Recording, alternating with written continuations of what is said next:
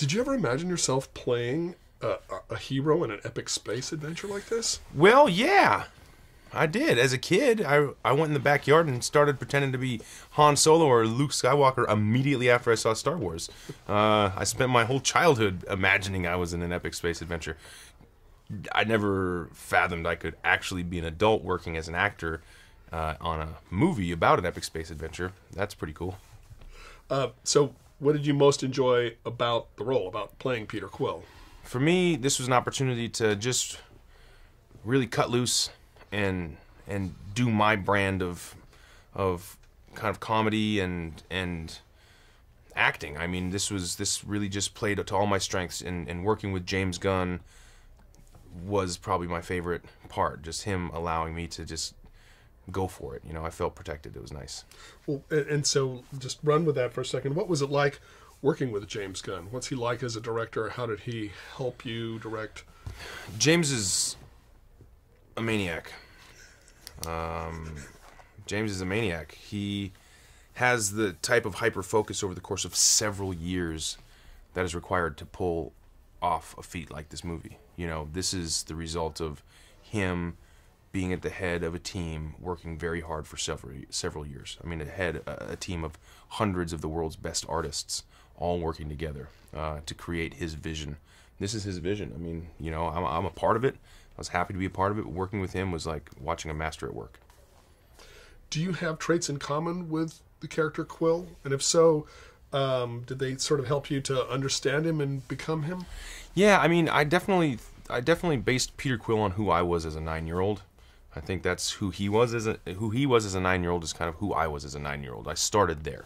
I figured we liked all the same movies, we liked all the same music, and you know, it would make sense because I was born the same year as him. I was, you know, in 1988. I was also a 9-year-old, and so, you know, I just imagined what would have happened if my mom had died tragically and I got sucked off into space and got to create a persona and have a lot of fun racing around and, you know, being an adventurer. What would happen?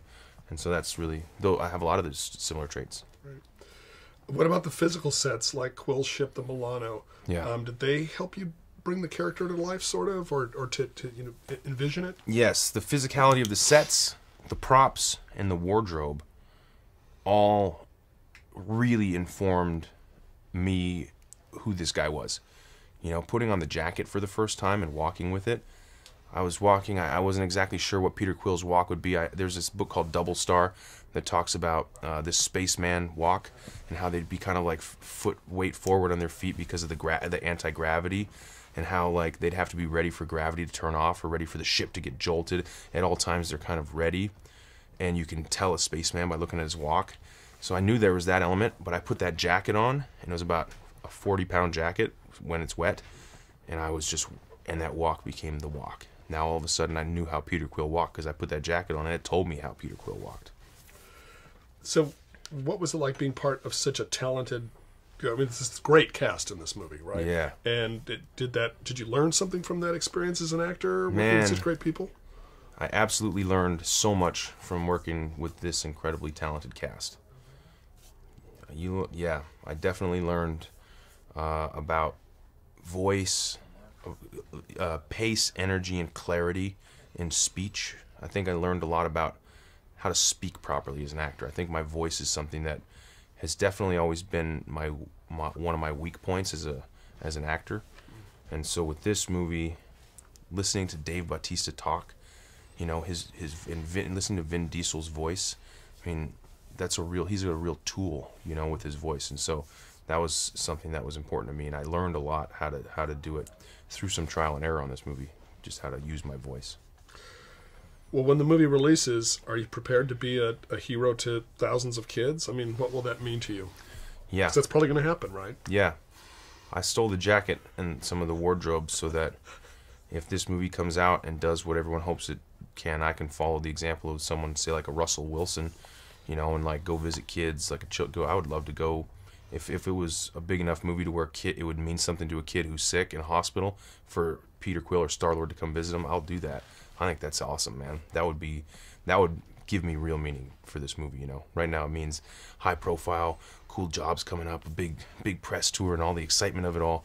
but none of that really means anything. What the coolest things would be that my son can one day see this, and that maybe I could go affect some kids in a positive way. It'd be a good role model for them. Hey movie fans, Valerie here with a cool Avengers movie fact. Did you know that the SHIELD research facility was actually NASA's Planbrook Station, the world's largest space environment simulation chamber used to test rocket engines and space stations? Also housed at the station is a hypersonic tunnel facility and cryogenic propellant tank. Wow, now that's pretty amazing. That's it for today. Subscribe to keep up to date on all the latest releases, and remember, walls have ears. Bye bye.